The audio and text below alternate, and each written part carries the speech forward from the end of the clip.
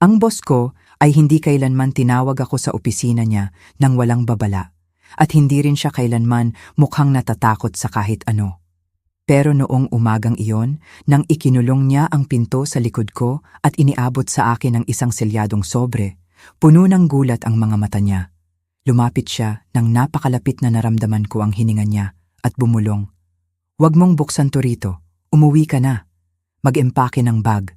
Dalhin mo ang anak mo. Mayroon kang Berntan Bar oras." Pagkatapos ay tumalikod siya sa akin na parang hindi na niya kayang magsalita pa nang hindi umiyak. Natigilan ako, kapit-kapit ang sobre. Iniisip kung biro ba to o ilang uri ng baliw na pagsubok. Pero ang pagyanig ng boses niya, alam kong totoo to. May nangyari, isang bagay na naglagay na sa panganib ng buhay ko. At ang lalaking akala ko ay halos hindi napapansin ang pag-iral ko ay bigla na lang sinusubukang iligtas ako rito. Bago ko sabihin sa inyo kung ano ang laman ng sobre na yon, siguraduhin niyong mag-subscribe sa channel at mag-comment kung saan kayo nanonood. Dahil kapag narinig niyo ang susunod na nangyari, baka magsimula kayong magduda sa mga pinaka-pinagkakatiwalaan niyo. Ang pangalan ko ay Natalia Reyes. Ako ay 29 anyos na single mother na nakatira sa maliit na apartment sa timog na bahagi ng Maynila kasama ang anak kong si Anya. Siya ay 20 taong gulang, matalino at malikhain. Palaging gumuguhit ng maliliit na larawan namin ni holding hands. Siya ang sentro ng mundo ko, ang dahilan kung bakit ako gumigising tuwing umaga at lumalaban sa bawat hamon. Hindi madali ang buhay para sa amin. Iniwan kami ng tatay ni Anya noong sanggol pa lang siya, sinasabing hindi pa siya handa maging magulang. Mula noon, pinagsasabay ko ang 3 trabaho, late night shifts at maraming sandali ng pagod para lang may bubong kaming matirhan. Nagsimula nang maging matatag ang mga bagay nang makakuha ako ng full-time na posisyon bilang Administrative Coordinator sa Bautista Financial Group, isang pribadong kumpanya sa Makati. Matindi ang trabaho. Mataas ang inaasahan at ang boss ko, si Roman Bautista, ay kilala sa kanyang mahigpit na pamantayan at malamig na personalidad, pero hindi ko iniinda ang pressure. Sapat naman ang sweldo para mapag-aral ko si Anya sa magandang paaralan at ipinagmamalaki ko na sa sariling sipag ko ito nakuha, hindi sa kawanggawa, hindi sa swerte. Katulad ng iba pang umaga ang simula noon. Gumising ako bago sumikat ang araw, pinag-ayos ko ang buhok ni Anya at nilagyan ko ng maliit na note sa lunchbox niya gaya ng lagi. Tinanong niya kung pwede kaming kumain ng pancake sa weekend at nangako ako na gagawin natin yon. Wala akong kaalam-alam na sa loob ng ilang oras ay magbabago ang lahat. Siksika ng tren papuntang opisina. Kalahating gising ang mga tao, nag-scroll sa cellphone, umiinom ng kape, bumubulong tungkol sa meetings. Naalala ko ang pagtingin ko sa skyline habang papalapit sa Makati at naisip, baka normal na talaga ang buhay natin. Baka tapos na ang mga hirap natin. Ang mapayapang isip na yun ang huli kong maiisip sa mahabang panahon. Pagdating ko sa opisina, may kakaiba, tahimik masyado. Karaniwan, maingay ang reception area sa pagbati at tawag sa telepono. Pero noon, mahina ang usapan ng lahat. Napansin ko pa ang 2 lalaki sa suit na hindi ko pa nakikita dati na nakatayo sa labas ng executive elevator, nakatingin sa bawat dumadaan. Sinubukan kong baliwalain at nagdire-diretso sa desk ko. 9:14 ng umaga. Eksakto. Tumunog ang cellphone ko. Assistant ng boss ko. Tense ang boses. Natalia, gusto ka raw makita agad ni Mr. Bautista. Bago ko maitanong kung bakit, namatay ang linya. Sumikip ang dibdib ko habang naglalakad sa mahabang hallway patungo sa opisina niya. Sinabi ko sa sarili na siguro tungkol sa quarterly reports o upcoming audit lang yon. Wala akong dahilan para matakot sa kanya. Wala akong ginawang mali. Pero pagpasok ko sa opisina niya, nagbago ang lahat. Nakatayo si Mr. Bautista sa tabi ng bintana, nakatalikod sa akin, matigas ang balikat. Hindi niya ako binati, hindi muna siya tumingin. Sa wakas, humarap siya at nakita ko. Puro takot. Mababa at madali ang boses niya. Isara mo ang pinto, Natalia. Kinuha niya sa drawer ng desk ang isang selyadong sobre at itinulak ito patungo sa akin. Nakasulat ang pangalan ko roon sa makapal na itim na tinta. Tumingin siya ng diretso sa mata ko at sinabi, "Ano man ang mangyari ngayon, huwag kang magpanik, pero kailangan mong gawin eksakto ang sinasabi ko." Sa sandaling yon, naintindihan ko na hindi ito tungkol sa trabaho. Ito ay tungkol sa kaligtasan. Kapit-kapit ko ang sobre sa nanginginig na kamay habang lumalabas ng building. Bawat hininga ay mahigpit sa dibdib. Tinamaan ako ng malamig na hangin sa mukha, pero hindi nito naalis ang gulo sa isip ko. Ang boss ko, isang lalaking kilala sa kawalan ng emosyon, mukhang natatakot nang ibinigay niya to sa akin. Paulit-ulit na umalingaw-ngaw ang mga salita niya. "Umuwi ka. Mag-empake ng bag. Mayroon kang gwempunwa for oras." Hindi ko alam kung ako ba ang nasa panganib o kung may nagtatarget sa anak ko. Ang isip na yun lang ay nagpapaigpit sa hawak ko sa sobre. Nagmadali ako sa gitna ng karamihan, desperado na makauwi. Bawat tingin ng estranghero ay parang banta.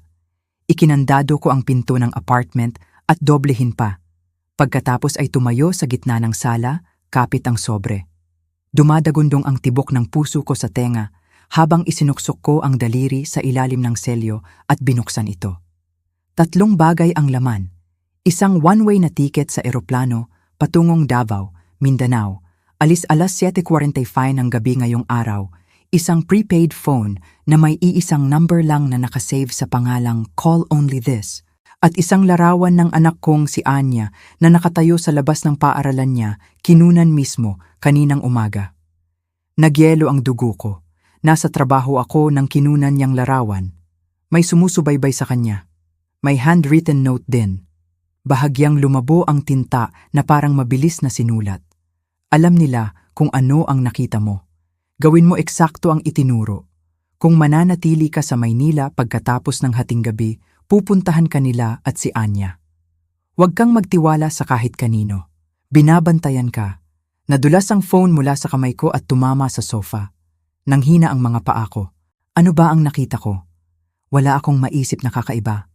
Nagtatrabaho ako sa financial transfer documents, mga numero lang, spreadsheets at client accounts. Walang mukhang mapanganib. Pero kung konektado ito kay Anya, hindi ako pwedeng mag-aksaya ng segundo. Nagmadali ako sa paaralan niya, nakayuko ang ulo, sinusuri ang bawat dumadaang sasakyan. Pagdating ko, nakaupo si Anya sa classroom, masayang nagko-color kasama ang mga kaibigan. Ang pagkakita lang sa maliit niyang mukha ay nagpahupa ng gulat sa loob ko, pero saglit lang. Pinirmahan ko ang early dismissal at sinabi sa kanya na magsusurprise trip kami. Nagpalakpak siya sa excitement at tinanong kung para sa ice cream ba. Pinilit ko ang ngiti at sinabing malalaman niya agad. Sa daan pa uwi, napansin ko ang isang itim na SUV sa rearview mirror.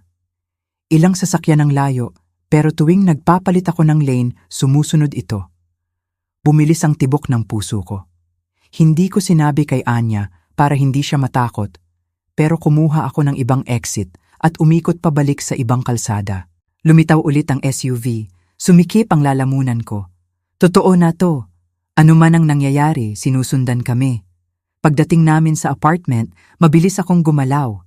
Sinabi ko kay Anya na iempake ang paborito niyang damit at stuffed animals. Tumakbo siya sa kwarto ng masaya, hindi alam na sa bawat bagay na inilalagay niya sa maleta, tumatakbo kami laban sa tahimik na orasan. Nag-empake ako ng essentials, documents, pera, at ang sobre. Parang may pulso ang prepaid phone na lagi kong napapatingin. Binuksan ko ito at agad na lumabas ang mensahe sa screen. Huwag tumawag hanggat hindi ka nasa airport. Noon din, nag-vibrate ang regular kong phone. Unknown number. Nagdalawang isip ako bago sumagot. Mahinahon na boses ng babae ang nagsabi, "Nasa labas na sila ng building mo. Huwag mong buksan ang kortina. Lumabas ka sa likod na entrance. Isang bag lang bawat isa. Huwag kang magsalita kahit kanino. Kung gusto mong ligtas ang anak mo, sundin mo ang instructions." Bago ko maitanong kung sino siya, namatay ang tawag. Natigilan ako saglit, ang takot ay tumama ng malakas, kaya kailangan kong kapit ang countertop para maging matatag. Hindi ito paranoia, ito ay targeted. Binabantayan nila kami ngayon. Humarap ako ng kalmado kay Anya at sinabi, "Sweetheart, Lalabas tayo sa likod na pinto, ha? Surprise Adventure 2. Tumawa siya, akala ay laro. Dahan-dahan kong inakay siya pababa ng hagdan. Bawat kaluskos ng hakbang, tumatalo ng puso ko. Ang likod na exit ng building ay papunta sa eskinita na patungo sa side street kung saan nakapark ang kotse ko. Mahigpit kong hinawakan ang kamay ni Anya habang mabilis kaming lumakad patungo sa sasakyan.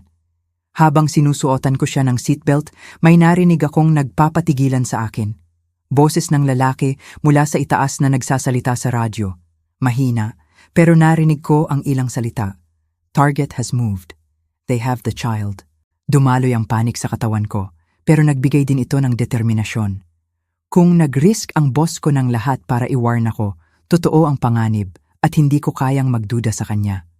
Umupo ako sa driver's seat, pinaandar ang makina at lumabas ng kalmado hanggat kaya. Hindi ko alam kung ano ang naghihintay sa Davao o kung sino ang nagpadala ng boses ng babaeng yon sa phone. Ang alam ko lang, may nagpoprotekta sa amin at may naghahabol sa amin. At ang dahilan ng lahat nito ay nakabaon sa mga financial documents na yon. Isang bagay na napakalaki, na panganib na ang ordinaryong buhay ko ay naging karera para sa kaligtasan. Tumalsok ang gulong ng eroplano mula sa runway. At sa unang pagkakataon sa loob ng maraming oras, huminga ako ng malalim. Hindi dahil ligtas na ako, kundi dahil wala nang balikan. Pinanood ko ang Maynila na lumiliit sa ilalim ng ulap at hinawakan ang kamay ni Anya. Sumandal ang ulo niya sa braso ko, natulog. Hindi alam na buong buhay namin ay na-uproot na. Habang umuungal ang makina, inulit-ulit ko sa isip ang lahat. Ang mga mata ng boss ko na puno ng takot. Ang larawan ni Anya na kinunan ng walang alam ko at ang boses ng hindi kilala na nagbabala na napapaligiran na ang building namin. Ano man to, lampas na ito sa trabaho ko. Mas malaki pa ito sa financial fraud or corporate wrongdoing. Personal ito at nakamamatay. Paglanding namin sa Davao, Mindanao, malamig at presko ang hangin. Maliit ang airport, napapaligiran ng matataas na bundok na may niyebe sa tuktok. Mas mabagal ang galaw ng mga tao kaysa sa Maynila, casual ang usapan, umiinom ng kape. Halos mapayapa ito, masyadong mapayapa para sa nakatakas ko. Kinuha ko ang prepaid phone mula sa bulsa, binuksan at tinawagan ang tanging number na nakasave. Isang ring lang. Sumagot ang boses ng lalaki. Lumabas ka agad sa airport. May itim na pickup truck na darating. Sumakay ka. Huwag kang magsalita hanggat hindi ko sinasabi. Pagkatapos ay binaba niya ng walang iba pang salita. Kinuha ko ang mga bag at nagmadali kasama si Anya palabas. Sa loob ng ilang segundo, lumapit ang isang itim na pickup truck sa curb. Binaba ng driver ang bintana, matigas na lalaki sa huling bahagi ng 40s, matalim ang mata at mukha na nakaranas ng hirap. Natalia Reyes, sabi niya. Matatag pero hindi masungit ang tono. Sumakay ka. Ang bawat instinct ko ay nagsasabi na protektahan si Anya sa lahat ng paraan. Tinitigan ko ang mukha niya. Walang suot na salamin. Matatag ang kamay sa manibela. Alerto ang mata. Hindi mandaragit, kundi mapangalaga. Gumawa ako ng desisyon. Isinuot ko ang seatbelt ni Anya sa likod at umakyat sa passenger side. Danilo Cruz ang pangalan ko, sabi niya pagkaalis namin. Ang boss mo, si Roman Bautista, ay dating partner ko sa Federal Task Force. 3 taon na ang nakalipas, natuklasan namin ang network na gumagamit ng private financial firms tulad ng Bautista para mag-money laundering para sa international crime syndicates. Nang malaman ni Roman na nasa loob mismo ng kumpanya niya ang network, sinubukan niyang i-expose ito. Nalaman ng mga taong nasa likod nito, pinatay nila ang asawa niya. Hinahabol na nila siya mula noon. Nagulat ako. Bakit ako?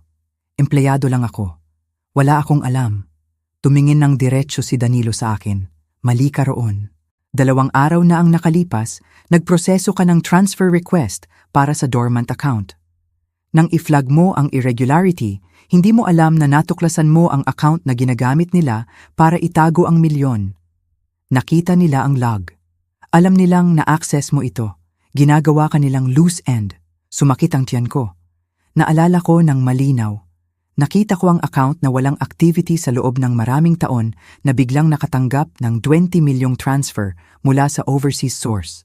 Tinanong ko ang department head para sa clarification at sinabi niyang i-approve ko lang at huwag magsalita.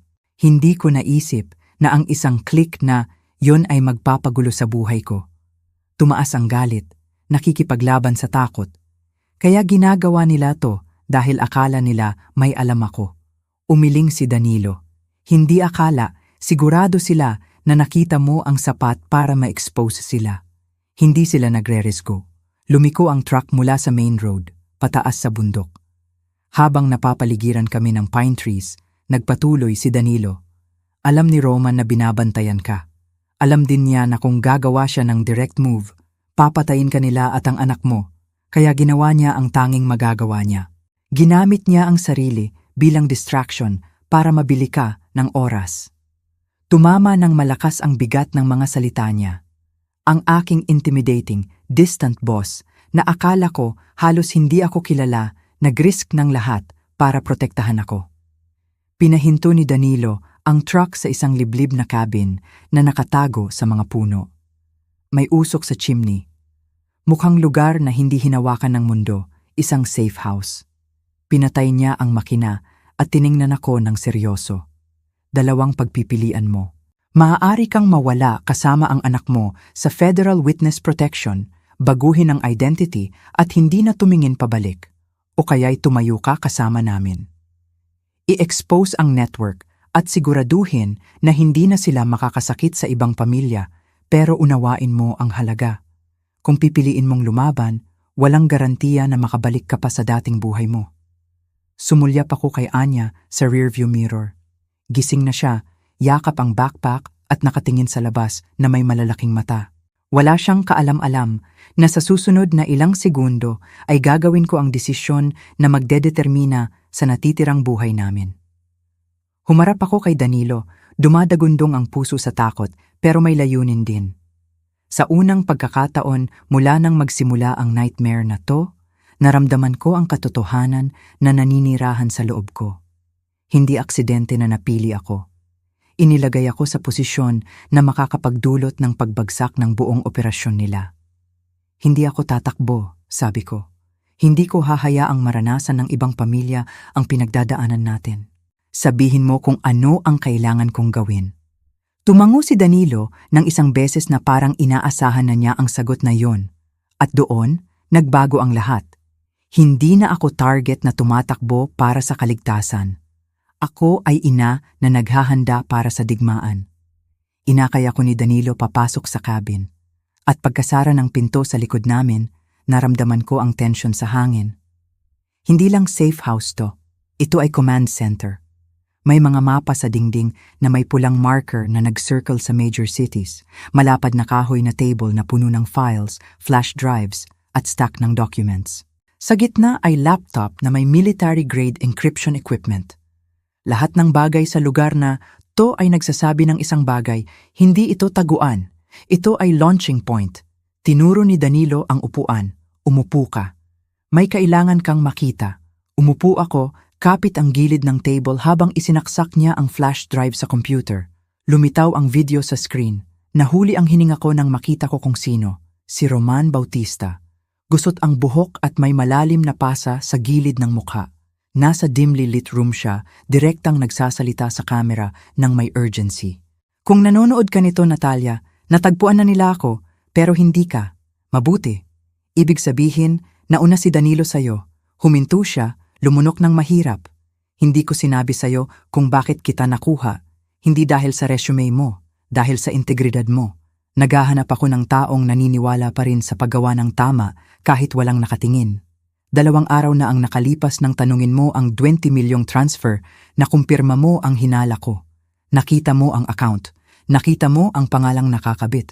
At ngayon, wala silang ititigil para patahimikin ka. Bumilis ang pulso ko. Anong pangalan?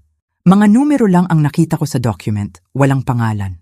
Siguro nakita ni Roman ang gulo sa mukha ko sa screen kaya nagpatuloy siya. Ang account ay pag-aari ni Senador Victorio Harlan. Sa sandaling binanggit niya ang pangalan, nag-click ang lahat. Si Senador Harlan ay hindi lang politiko. Isa siya sa pinakamakapangyarihang figura sa bansa, kilala sa political influence at palaging lumalabas sa TV na nag-a-advocate ng economic reform. Bigla, ang kanyang malabong policies at secretive donor lists ay nagkaroon ng nakakatakot na kahulugan. Bumaba ang boses ni Roman. Si Harlan ay naglalaunder ng bilyon-bilyon sa pamamagitan ng private financial firms para punduhan ang global criminal networks. Siya ang nasa likod ng lahat, ang mga pagpatay, ang mga banta, ang mga paglaho, lahat ay bumabalik sa kanya. At ngayon, Natalia, nasa iyo ang ebidensya na makakapwasak sa buong empire niya. Tinitigan ko ang screen, nabigla. Hindi ito corporate fraud. Ito ay treason, conspiracy, mass corruption sa antas na makakasira ng buhay, pamahalaan at bansa. Sa screen, huminga ng malalim si Roman. Ang mga files na pinroseso mo ay critical. Hindi mo alam na na-activate mo ang final link sa chain. Kay Danilo ang iba pa. Sama-sama kayo, maikokonekta ang bawat transaksyon, bawat shell company, bawat offshore account. Kapag na-release ang data, walang matitirhan si Harlan. Bigla, may malakas na banggaan mula sa labas ng cabin. Pagkatapos, isa pa. Agad na kinuha ni Danilo ang baril mula sa drawer at tinuro akong mag-down. Nanginginig ang mga bintana sa impact habang gumagalaw ang madilim na anino sa mga puno. Sumigaw si Anya mula sa sulok kung saan nakaupo siya sa kumot kasama ang stuffed toy. Tumakbo ako sa kanya at pinrotektahan ang katawan niya ng akin. Sumigaw si Danilo, natagpuan na nila tayo, manatiling mababa. Sumabog ang mga putok ng baril sa tahimik na hangin ng bundok. Umuga ang cabin habang tinatamaan ng bala ang labas na dingding. Nagpaputok si Danilo pabalik sa reinforced window. 2 lalaki ang natumba, pero marami pang sumalakay. Nakikita ko ang kinang ng tactical helmets at night vision goggles habang lumalabas sila sa dilim. Hindi sila ordinaryong kriminal. Trained professionals, malamang hired mercenaries. May malakas na banggaan sa likod namin nang sipain ang backdoor. Tumalikod si Danilo at sumigaw, pumunta sa cellar ngayon. Nagpaputok ulit siya, tinakpan kami habang binuhat ko si Anya at tumakbo sa trapdoor sa sahig. Nagdalawang isip ako, ayaw kong iwan siya, pero sumigaw ulit siya, Natalia, alis na, pipigilan ko sila. Sa nanginginig na kamay, binuksan ko ang trapdoor at bumaba sa hagdan patungo sa hidden bunker. Maliit, malamig at madilim, pero secure. Mahigpit kong yakap si Anya habang itinatago niya ang mukha sa balikat ko. Nanginginig. Sa itaas namin, dumadagundong ang mga yabag. Sumisigaw ng utos ang boses ni Danilo. Pagkatapos ay higit pang putok. Katahimikan ang sumunod. Parang oras ang bawat segundo. Sa wakas, may malakas na pagsabog na umuga ang bunker at umulan ng alikabok ang kisame. Umiiyak si Anya sa takot. Pagkatapos ay tumunog ang emergency phone sa bunker. Sinagot ko ng nanginginig. Isang boses na kalmado, matatag at lubos na pamilyar. Si Roman. Magaling ka, Natalia, sabi niya, strained pero buhay ang boses. Pero ito ang simula pa lang. Dumating sila ngayong gabi dahil alam nilang malapit na tayo. Lahat ng kailangan mo ay nasa bunker na yan. Ang final piece ay nasa kamay mo na. Dumadagundong ang puso ko. Ang lalaking akala ko na wala na ay buhay pa at lumalaban pa rin. Nagpatuloy si Roman ng may urgency. Mayroon kang 2 oras bago sila mag-regroup. Kailangan mong pumili. Magtago habang buhay o lumabas sa liwanag at tapusin ito. Habang yakap ko ang anak ko sa dilim, habang gumuho ang mundo sa itaas namin, naintindihan ko na, hindi na ako tumatakbo mula sa panganib. Ako ay tumatakbo patungo sa katotohanan. At hindi ako titigil hanggat hindi nabibitay ang bawat tao sa likod ng conspiracy na to. Kahit mawala ang lahat sa akin. Tahimik ang bunker, maliban sa mahinang hum ng generator at mahinang tibok ng puso ko sa tenga. Ang boses ni Roman ay umalingaw-ngaw sa isip ko habang yakap-yakap ko si Anya. 2 oras. Yon ang oras ko bago sila bumalik. 2 oras para magdesisyon kung mawawala ako sa buhay na puno ng takot at anino o tatayo. at i-expose ang mga taong sumira sa napakaraming buhay. Tumayo ako at naglakad ng mas malalim sa bunker kung saan may mahabang metal desk na may linya ng files, USB drives at documents na may selyo ng gobyerno. Bawat piraso ng ebidensya ay maingat na nakalabel na nag-uugnay kay Senador Victorio Harlan at network ng high-ranking officials sa offshore accounts, criminal organizations at covert operations na nagtapos sa pagkamatay ng maraming inosenteng tao. Ang ilan sa mga biktima ay whistleblowers. Ang iba ay mga kapamilya na inalis lang dahil masyadong malapit sa katotohanan. Lumitaw si Danilo sa tuktok ng hagdan, may dugo sa manggas pero nakatayo pa rin.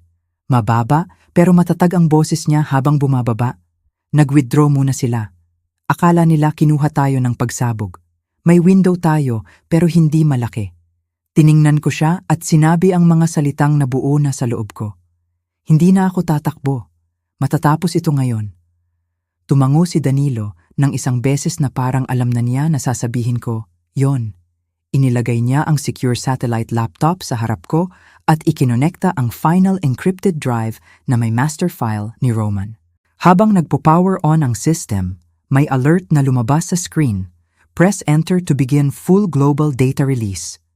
Hindi ito simpleng upload, chain reaction ito. Handang i-mirror ang files sa bawat major news outlet, federal database, at international court sa real time. Kapag nagsimula, walang pipigil dito. Mga pangalan, bank transactions, audio recordings, lahat ay ma-expose sa mundo. Habang tahimik na nanonood si Anya, malapad ang mata sa kawalang malay at tiwala, pinindot ko ang key. Agad na nagsimulang punuin ang status bars isa-isa. FBI connected. Interpol connected. Reuters, CNN, BBC connected. Ang katotohanang matagal nang natago ay ngayon ay kumakalat sa buong mundo sa alon ng hustisya. Pagkatapos ng upload, napuno ng luha ang mata ko. Hindi sa takot, kundi sa pakiramdam ng pagiging malaya. Ang halimaw na nagtatago sa likod ng yaman at kapangyarihan ay wala nang matitirhan. Bawat transaksyon at bawat krimen ay may pangalang nakakabit na. Bigla, tumunog ulit ang emergency phone. Sinagot ko at dumating ang boses ni Roman, mas mahina na ngayon. Pero puno ng isang bagay na hindi ko pa narinig sa kanya noon. Kapayapaan. Natapos mo na, Natalia. Tinapos mo ang hindi ko natapos, sabi niya. Tinanong ko kung saan siya, pero may mahabang katahimikan bago sumagot. Tapos na ang oras ko, pero nagsisimula pa lang ang sayo. Alam na ng mundo ang katotohanan dahil sayo. Protektahan mo ang anak mo. Mabuhay ng malaya at huwag kalimutan. Hindi ka napili dahil sa alam mo, kundi dahil sa kung sino ka. Namatay ang linya.